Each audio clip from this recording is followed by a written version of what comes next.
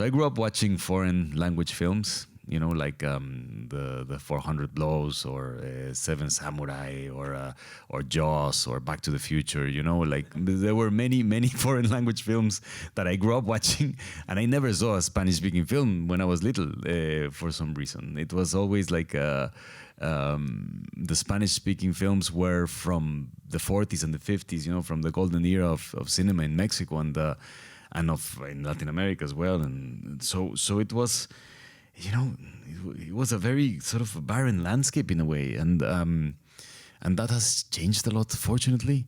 Nowadays, young people grow up and navigate all waters in all territories and in all languages. Nowadays, I think young people appreciate the fact that you can use language as a musical key, which it is. It is.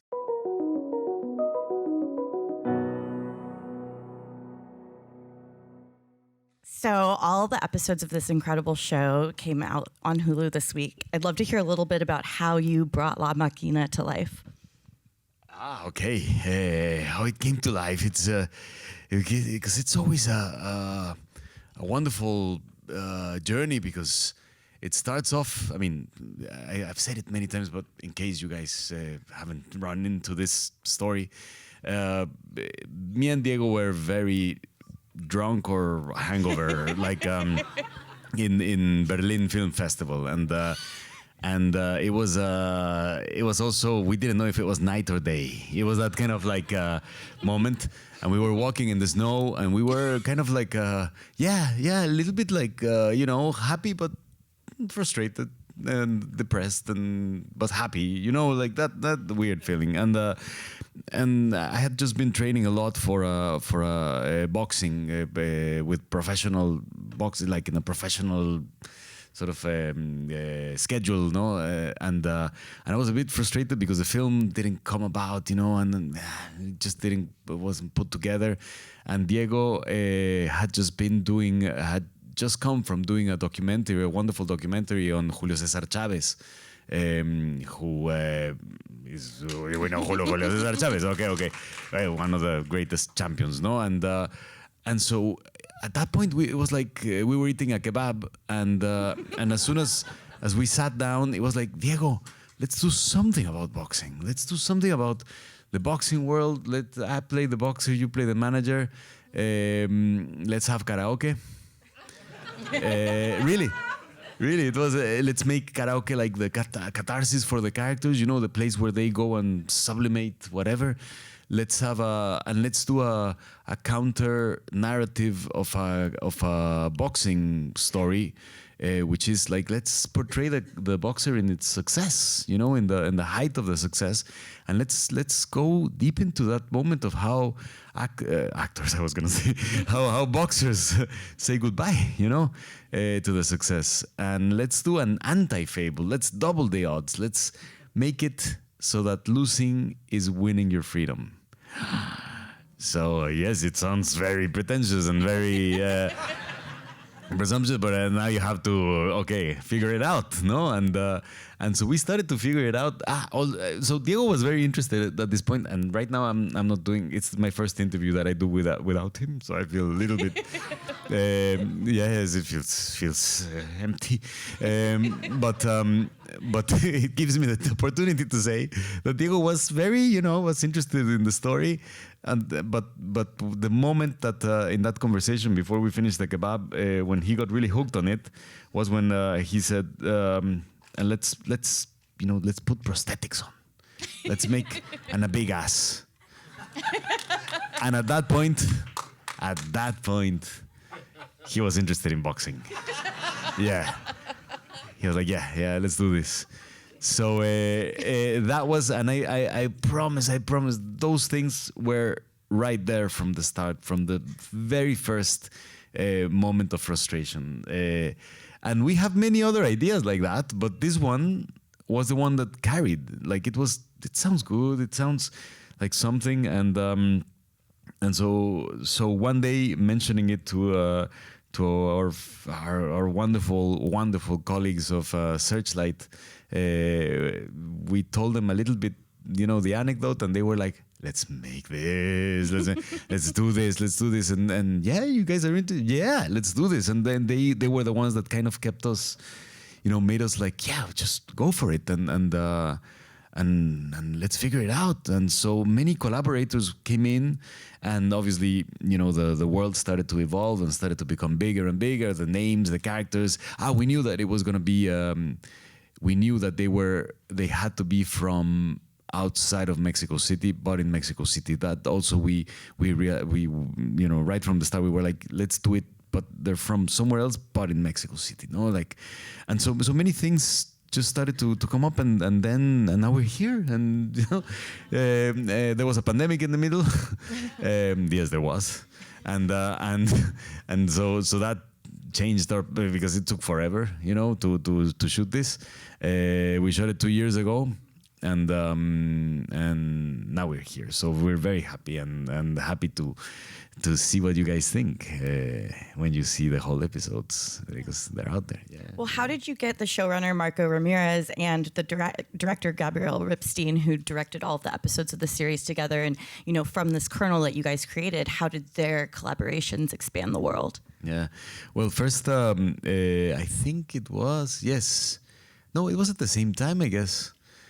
Marco Ramirez came in as a person to help us figure out how the hell to do this, how the hell to administrate as well in dramaturgic terms, but also administrate in the with the expertise, I'd say, of a series of television as well, because we hardly. I just acted in one series, two now, but I hadn't done much, so it was like we, helped us the structure, of all of these things, and Marco was fantastic. He found the logic, actually, of how to make the losing and winning your freedom kind of scenario kind of work out. And Gabriel Ripstein was a fantastic, collaborator all throughout. He's a great director, and he comes from a family of directors as well. People of cinema. The same as me and Diego come from a family of theater, actors in theater. So in a way, it was like we were all like kind of the produce of this third generation sort of. People that started to make decided to make this television show. Yeah. How is it, you and Diego have like the great bromance, I think, of all time. How was it working together again once you guys were getting into these two roles? Yeah, we've been talking a lot about this, because it really surprises us as well that because we started off in the same place in a way. We were born in the theater, basically. My parents were the actors, his parents were backstage, and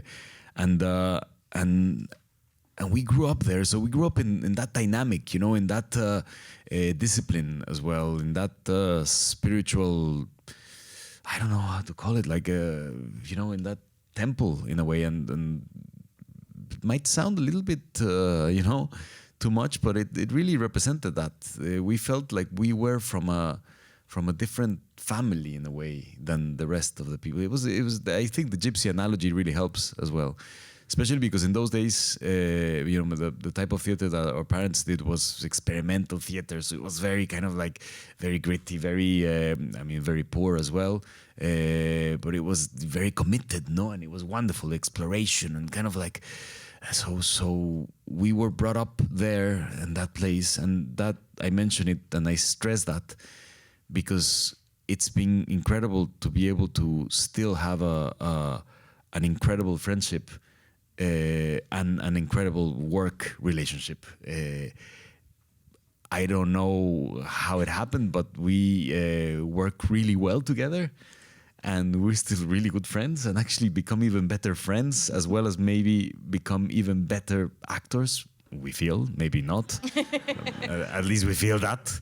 And it's incredible how this happens. And when we did it to Mamá También, a new medium came for us, which was cinema. We weren't used. I mean, it was something we hadn't even dreamt of, because doing cinema in Mexico was in those days it was the lowest it got.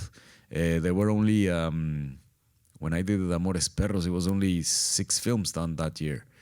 And the next year we did it to Mamá También, so it was only like 11 films or something. So it felt so far away. Cinema felt like something impossible. It wasn't even a dream. It wasn't even like, it was like, okay, this is going to be our movie and that's it, no? And little did we know that everything was going to change. But also doing that film, Alfonso Cuarón and El Chivo Lubeski and all his team, we shot it with like 25 people on the set or something.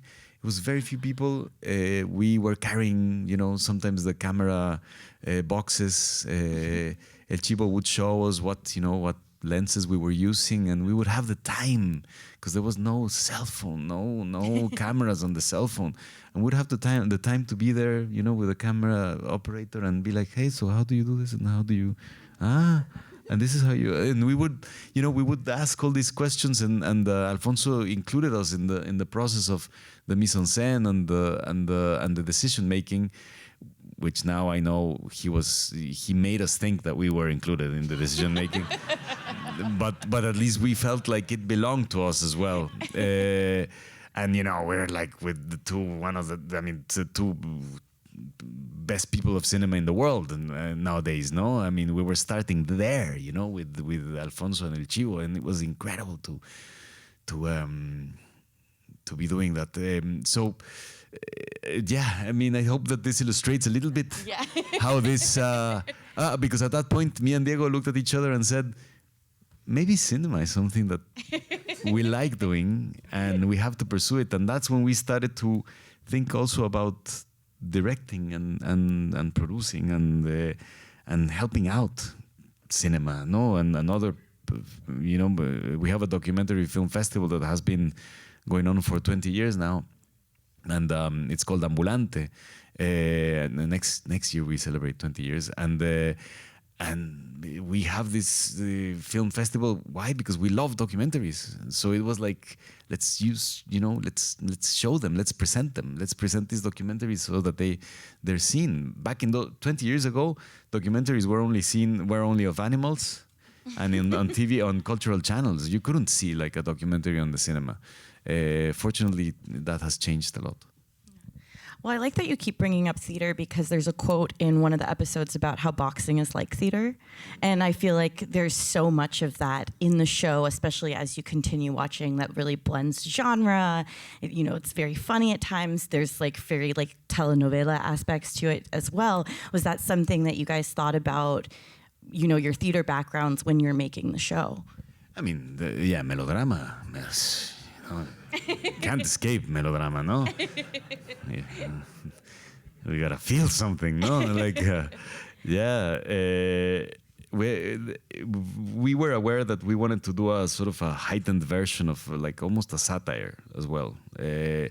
But there is no the artifice. If it has truth, then it's plausible. No, then it's real. There is something happening. No, there's nothing wrong with it, and we wanted to explore that as well. We wanted to pursue that, and that's the dynamic that kind of me and Diego also kind of put there.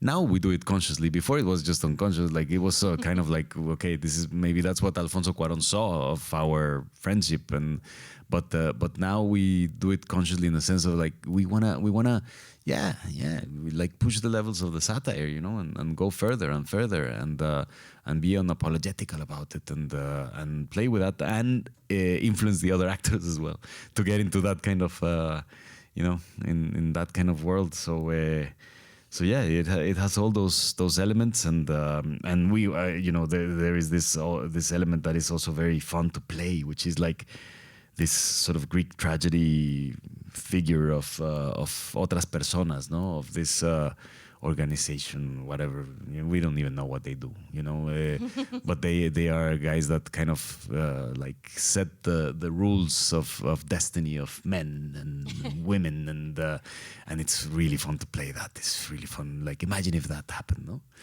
That would be, yeah.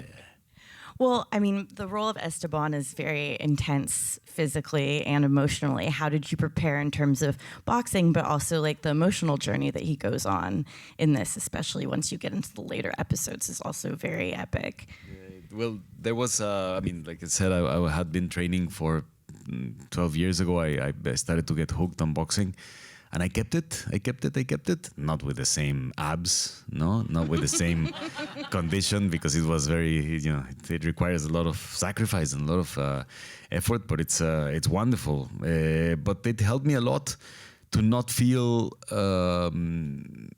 insecure when the moment came of actually getting ready to shoot properly. I mean, like it was like 2 or 3 months that I trained before, like properly, like hard again. But it helped me a lot to feel, to get in touch with like the through the physicality and interpret Esteban. I wanted to create a boxer, a boxer in all its, like, how does this boxer box as well? And for those of you who like boxing, I hope you no, but it was an amalgam of many boxers, of many Mexican boxers, especially. I mean, this is a Mexican style of boxing as well, very kind of like very grounded, that stays in the pocket, that receives a lot of punches, of course, because we're good at receiving punches, but we're good at giving them as well. So it is that kind of that's what's wonderful about the boxing culture in Mexico, is that there is not, in Mexico, there is not a winning culture. There is a give a good fight culture, like, and you might, and normally they win. The Mexican boxers win, but it's like, give a good fight. Just give a good fight. And it's a very noble sport. And we wanted to also do that. We didn't want to go like into that kind of, I don't know why so many films sort of portray boxers as kind of like this, this gritty kind of like, this very dark sport that is no, man, the boxers are really generous with each other. They put a little play when they are about to fight each other, like, I hate you, da, da, da. How many times do you see them hugging at the end? And saying like, thank you, man, thank you, no, you, like, yeah, they always, it's always this it's a very, it is very similar to theater in the sense that the other person makes you as well. And it's not the other person you're fighting, is yourself in a way, and it's this kind of, so it is we wanted to give that kind of, that life as well of boxing, that joy. We didn't want to diminish the sport in any way. Was it challenging filming any of those boxing scenes? Because they're very beautiful, they're very cinematic, but also, like, I mean, it seems hard. Yeah, it was difficult. It was, yes, because it took forever, man. And it took a while. And man, I was really cold and tired. Yeah, but especially cold because we were shooting in this first fight that you guys see. This one we shot in the Plaza de Toros, Mexico, which is the biggest bullfight place in the world. It's like 50,000, 60,000 people. It's incredible. The arena is just amazing, and very old, very, very, very old. But it was during the night that we were shooting, and I was freezing. But I had the fortune to work with fantastic opponents. Mercito Nesta, he's a real fighter. Yes, he's a real boxer and a fantastic one. And he looked really scary when he came, like, and with a Filipino kind of like Manny Pacquiao style, like very like jumping, like oof, impossible, no, so fast. I would throw the punches to him like wanting to land the punches. It was impossible. I couldn't land a single punch on him, like properly, like unless it was kind of scripted, no. But it was important because we improvise a lot as well, and that's something that maybe you think, oh, everything's sort of choreographed but it's like salsa in a way. You know, if you don't dance salsa, you see people dancing salsa, you think, oh, this guy's rehearsed or they know each other or something. But it is a little bit like that. Once you're, boxing, like once you get to that kind of level, I guess, or sense of ownership of that character, you can just improvise. And I would receive the punch. I would definitely, I couldn't be as fast as him. Yeah. Well, I think I love that you had brought up kind of for two of your first big films, because this show is one of the first Spanish language produced shows for Hulu, and I think that that's something that we need to see more of, obviously, in the streaming landscape. How did it feel bringing this to them, especially knowing how Spanish language film has changed and evolved throughout your career? No, it's wonderful to, we feel so grateful to have, because for Searchlight they were the first ones to come into the picture, but they were the ones that kind of introduced us to Hulu, and Hulu grasped the project immediately, and we're so grateful that they let us get away with this, let us do what we wanted. It heightened the expectations as well, because it became, okay, now it's going to be seen properly and promoted all over the world, and we're so thankful that they've done a fantastic job, really, because it's everyone knows that the show is there. Like in many parts of the world, they've told me like, hey, La Máquina, come on, La Máquina. So we're delighted that this is happening. This is the impulse that we needed in a way, and that we desired, for the show, and it's I don't know. We just feel incredibly grateful, and let's see what happens, no? Because now it's it's 2024. Sounds like sci-fi, no?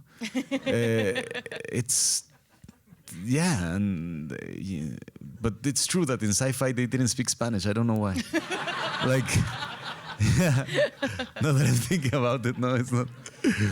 Yeah, I don't know. Yeah. I don't know why. Well, yeah. How do you think, and how do you hope to see that this might be the start of a different change or an upswell, similar to how you've seen throughout your career with Spanish language cinema? How do I see this? How do you, what do I expect? I hope that more shows like this come about, in other languages, and because I grew up, I grew up watching.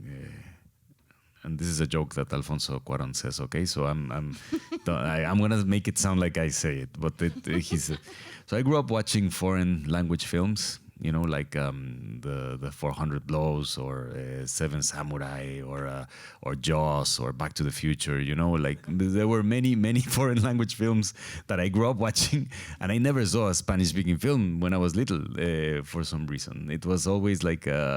The Spanish-speaking films were from the 40s and the 50s, from the golden era of cinema in Mexico and in Latin America as well, and so it was, it was a very sort of barren landscape in a way, and that has changed a lot, fortunately.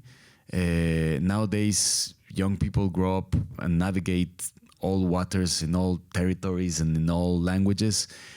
Nowadays, I think young people appreciate the fact that you can use language as a musical key, which it is. It is. And I've been sort of jumping ahead and kind of saying, okay, Diego says Andy wouldn't exist in another language. It really wouldn't. Like it wouldn't.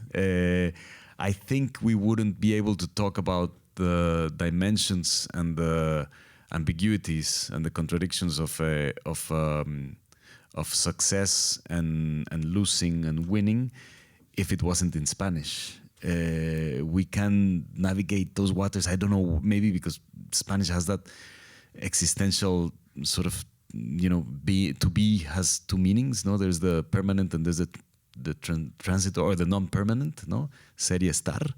So it is always this kind of thing of things can be and things can be like that forever or change, no? So it's a very existentialist language. You're always questioning like the existence of things, no? And of feelings and of you can be sad and you can be happy at the same time. Soy feliz pero estoy triste, no? That's weird. That's weird. So it is a great thing to explore this notion of success, how to escape from it, how success can be a trap. It makes sense, no? Yeah. So if we had to we always were gonna do it in Spanish, of course. It was not a choice, no. It was not a, but I am very glad that we can use that to appreciate all these kind of nuances, and it would be great that I think nowadays also audiences we're so much more mature now that we appreciate when the characters speak and when we see there is this Japanese show right now, no, Shogun, no. Wow, fantastic to hear them in Japanese. It would be really odd if it was in English, no? It would be kind of outdated. Yeah. Well, everyone, thank Gael for joining us today. Oh, thank you. Please finish the show, and if you don't mind just staying seated so he can get out, that would be appreciated. Thank you so much for joining us. Oh, thank you so much. I have to say thank you for this.